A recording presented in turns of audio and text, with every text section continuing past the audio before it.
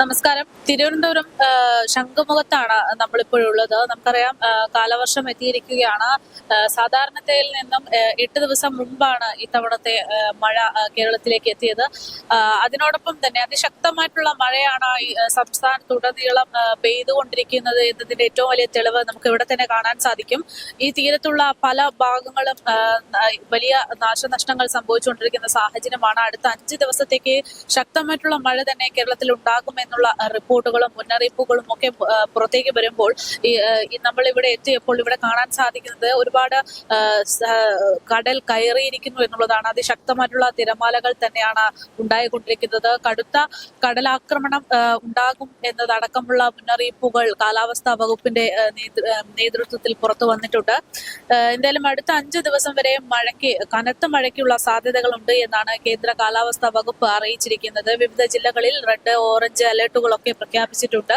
അതോടൊപ്പം തന്നെ നിരവധി ജില്ലകൾക്ക് ശക്തമായിട്ടുള്ള മഴ ആയതുകൊണ്ട് തന്നെ അവധിയും പ്രഖ്യാപിച്ചിരിക്കുകയാണ്.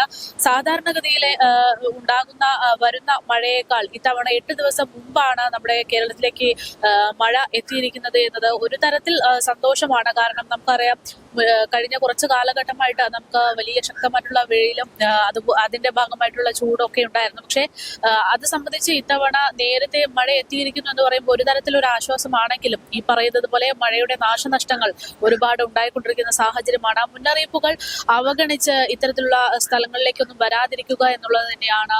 അതേസമയത്ത് നമ്മൾ സന്തോഷമുണ്ട് എന്ന് പറയുമ്പോഴും ഇത്തരത്തിലുള്ള കടൽ തീരങ്ങളിൽ ജീവിക്കുന്ന ആളുകൾക്ക് വലിയ ആശങ്ക തന്നെ സൃഷ്ടിക്കുന്ന സാഹചര്യമാണ്. കാരണം ഓരോ ദിവസവും പേടിച്ചുകൊണ്ട് നിൽക്കേണ്ടുന്ന ഒരു സാഹചര്യമാണ്. ഇത്രമാത്രം കടലാക്രമണമൊക്കെ ഉണ്ടാവുകയാണെങ്കിൽ അവരുടെ ജീവിതം, വീടൊക്കെ നഷ്ടപ്പെടാനുള്ള സാധ്യതകളുണ്ട്. നമുക്ക് ഈ പ്രദേശങ്ങളിലൊക്കെ നോക്കി കാണുമ്പോൾ മനസ്സിലാവുന്നത്, നിലവിൽ മഴ പെയ്തു തുടങ്ങിയിട്ട് ഏകദേശം 3 ദിവസം മാത്രമേ ആയിട്ടുള്ളൂ.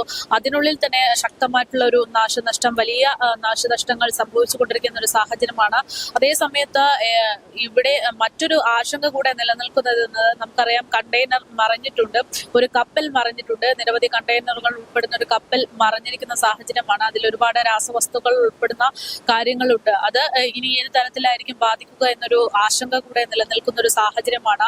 ഇത്തരത്തിൽ തീരപ്രദേശങ്ങളിലൊക്കെ മഴ ആസ്വദിക്കാൻ വരുന്നവർ കൂടുതൽ ജാഗ്രത പുലർത്തേണ്ടുന്ന ഒരു സാഹചര്യമാണ് എന്നുള്ള മുന്നറിയിപ്പ് കൂടെ അധികൃതർ പുറത്തുവിടുന്നുണ്ട് എന്നുള്ളതാണ്. അതേസമയം നമുക്ക് എവിടെയൊക്കെയാണ് മഴയുടെ മുന്നറിയിപ്പുകൾ ഏത് രീതിയിലാണ് എന്നതിനെ കുറിച്ച് നോക്കാം. അതായത് 26-ാം തീയതി ഇന്ന് തിരുവനന്തപുരം, കൊല്ലം, ആലപ്പുഴ എന്നിവിടങ്ങളിലൊക്കെ ഓറഞ്ച് അലേർട്ടാണ് പ്രഖ്യാപിച്ചിരിക്കുന്നത്. അതേസമയത്ത്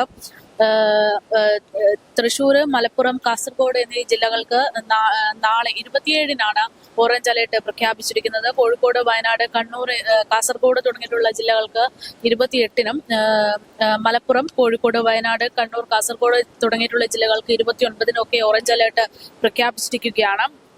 പ്രത്യേകമായിട്ടും ഈ ഒരു മഴ സാഹചര്യത്തിൽ, അതും ശക്തമായിട്ടുള്ള മഴയാണ്, ഈ ഒരു സാഹചര്യത്തിൽ നമ്മൾ ഒരുപാട് കരുതലുകൾ എടുക്കേണ്ടതുണ്ട്. അതിൽ കൃത്യമായിട്ടുള്ള കാര്യങ്ങൾ എന്ന് പറയുന്നത്, ശക്തമായ മഴ ലഭിച്ചുകൊണ്ടിരിക്കുന്ന മലയോര മേഖലയിൽ മണ്ണിടിച്ചിലിനുള്ള സാധ്യതകളുണ്ട്. ഉരുൾപൊട്ടൽ, അതുപോലെ തന്നെ മലവെള്ളപ്പാച്ചിൽ, ഇപ്പോൾ ഈ കടൽ പ്രദേശമൊക്കെ ആകുമ്പോൾ കടലാക്രമണം, ഇതിനൊക്കെയുള്ള സാധ്യതകളുണ്ട്. അതുകൊണ്ട് തന്നെ അത്തരം പ്രദേശങ്ങളിൽ നിന്നുള്ള ആളുകൾ പ്രത്യേകിച്ച് താമസം തൽക്കാലത്തേക്കൊന്ന് മാറി താമസിക്കേണ്ടതുണ്ട് എന്നതാണ് ഏറ്റവും മുന്നിൽ നിൽക്കുന്ന കാര്യം. അതേപോലെ തന്നെ സ്ഥിരമായി വെള്ളക്കെട്ട് രൂപപ്പെടുന്ന താഴ്ന്ന പ്രദേശങ്ങളിൽ താമസിക്കുന്നവർ അവരുടെ സാഹചര്യം വിലയിരുത്തി കൃത്യമായിട്ടുള്ള മുന്നറിയിപ്പുകൾ എടുക്കേണ്ടതുണ്ട്.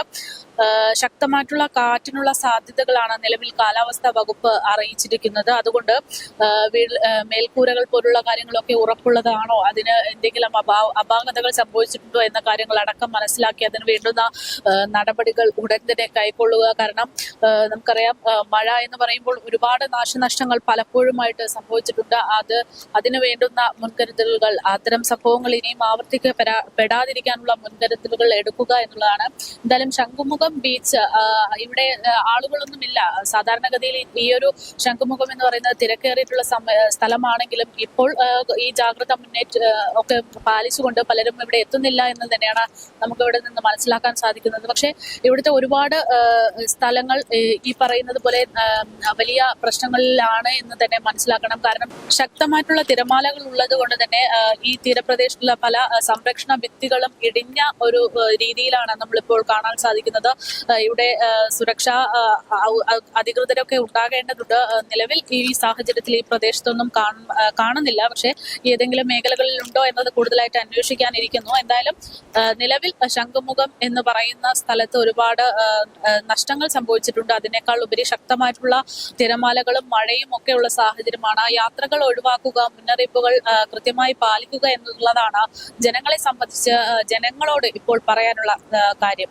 ഇവിടെയുള്ള ലൈഫ് ഗാർഡ് നമ്മളോടൊപ്പം ചേരുകയാണ്. ചേട്ടാ, മഴ ശക്തമായി കൊണ്ടിരിക്കുന്നു, കടലാക്രമണം, ഒപ്പം തന്നെ കണ്ടെയ്നറൊക്കെ മറിഞ്ഞിരിക്കുന്ന സാഹചര്യമാണ്. എങ്ങനെയാണ് ഇവിടുത്തെ ആളുകളൊക്കെ വരുന്നുണ്ടോ? എന്താണ് അവസ്ഥ? മഴയാണെങ്കിൽ ആൾക്കാർ വരുന്നുണ്ട്. ആൾക്കാർ ഇതിനകത്ത് താഴോട്ട് ഇറങ്ങാൻ പറ്റില്ല. ഇവിടെ മൊത്തത്തിൽ പൊടിഞ്ഞു പോയിരിക്കുകയാണ്. ഇതുകൂടാതെ കണ്ടെയ്നറിന്റെ മാത്രമല്ല, ഈ കടൽ ഇങ്ങനെ ഇടിച്ച് കയറിക്കൊണ്ടിരിക്കും. അപ്പം ഇവിടെ ആൾക്കാർ നിൽക്കാൻ പറ്റാത്ത സാഹചര്യമാണ്. ഇതിന് ശേഷവും കടൽ കുറച്ചുകൂടെ ഇടിച്ച് കയറാൻ സാധ്യതയുണ്ട്. ഇത് ഇടിഞ്ഞ് പോകാനും സാധ്യതയുണ്ട്. അവരുടെ അടുത്ത് ഇങ്ങനെ മുന്നറിയിപ്പുകൾ പറയുമ്പോൾ അവരത് അനുസരിക്കുന്നുണ്ടോ? അവർക്ക് മനസ്സിലാവുന്നുണ്ടോ എന്താണ്? വരുന്ന ആൾക്കാർക്ക് സിറ്റുവേഷൻ അറിയില്ല കാര്യങ്ങൾ. പക്ഷെ നമ്മൾ പറഞ്ഞ് മനസ്സിലാക്കുന്നുണ്ട്. കുറച്ച് കാര്യങ്ങളൊക്കെ പറഞ്ഞ് മനസ്സിലാക്കി കൊടുക്കാറുണ്ട്. കൊടുക്കാൻ മാത്രമേ കുറച്ചുള്ളൂ. കുറച്ച് കഴിഞ്ഞാൽ ഈ ബാരക്കടലിനെ അടച്ചു കഴിഞ്ഞാൽ ഇതിന്റെ കുറച്ച് വരുന്ന ആൾക്കാരെ കുറച്ചുകൂടെ ജീവൻ സുരക്ഷ ചെയ്യാൻ പറ്റും. ഈ നിൽക്കുന്ന ആൾക്കാർ തന്നെ അവിടെ നോക്കി, ആ നിൽക്കുന്ന ആൾക്കാർ താഴെയായിട്ടാണ്. അവര് കുറച്ച് കഴിയുമ്പോൾ കടൽ കൂടുതൽ കുറച്ച് ശക്തമാണെങ്കിൽ ഇത് ഇടിഞ്ഞു പോകാൻ സാധ്യത. ബാരക്കടലിട്ട് അടച്ചു കഴിഞ്ഞാൽ നമുക്ക് സേഫാണ്. നമുക്ക് മാത്രമല്ല, വരുന്ന ജനങ്ങൾക്കും സേഫ്. ഇത് തന്നെയാണ് നമ്മള് ശംഖുമുഖത്തൊക്കെ വന്നു കഴിഞ്ഞാൽ ഇപ്പം ആദ്യമായിട്ടൊക്കെ വരുന്നവർക്ക് അറിയാൻ പറ്റില്ല ഇവിടെ ഇത്രമാത്രം മണൽ മാത്രമായിരുന്നു, അല്ലെങ്കിൽ കടൽ കയറിയത് എത്രത്തോളം ഉണ്ട് എന്ന് മനസ്സിലാക്കാൻ സാധിക്കില്ല. അതുകൊണ്ട് തന്നെ ഇപ്പോ ലൈഫ് ഗാർഡൊക്കെ മാറി നിൽക്കുക എന്ന് പറയുമ്പോൾ പലർക്കും അത് അനുസരിക്കാനുള്ള ബുദ്ധിമുട്ടുകളൊക്കെ ഉണ്ടാകും. പക്ഷെ അവരൊക്കെ മനസ്സിലാക്കേണ്ടത് ഇവിടെ അതിഗുരുതരമായിട്ടുള്ള ഒരു സാഹചര്യം തന്നെയാണ്. അത്രമാത്രം കടൽ മുന്നോട്ട് കയറിയിട്ടുണ്ട്. ശക്തമായിട്ടുള്ള തിരമാലകളാണ് ഇവിടെ ഇപ്പോൾ ഉണ്ടായിക്കൊണ്ടിരിക്കുന്നത്. എപ്പോഴും ഒരു അപകട സാധ്യതയുള്ള ഒരു മേഖല തന്നെയാണ് ഇത് എന്നാണ് ലൈഫ് ഗാർഡും പറയുന്നത്. അപ്പോൾ ഇത്തരത്തിലുള്ള മുന്നറിയിപ്പുകളും അവരൊക്കെ നിർദ്ദേശമൊക്കെ നൽകുമ്പോൾ അത് മനസ്സിലാക്കി പിറകിലോട്ട് മാറി നിൽക്കുക, കഴിവതും ഈ ഒരു സാഹചര്യത്തിൽ യാത്രകളൊക്കെ ഒഴിവാക്കുക എന്നുള്ളത് തന്നെയാണ്. മഴ ശക്തമാകുമ്പോൾ അപകട സാധ്യതകളും ഉണ്ടാകും എന്നുള്ള മുന്നറിയിപ്പ് തന്നെയാണ് പുറത്തു വരുന്നത്.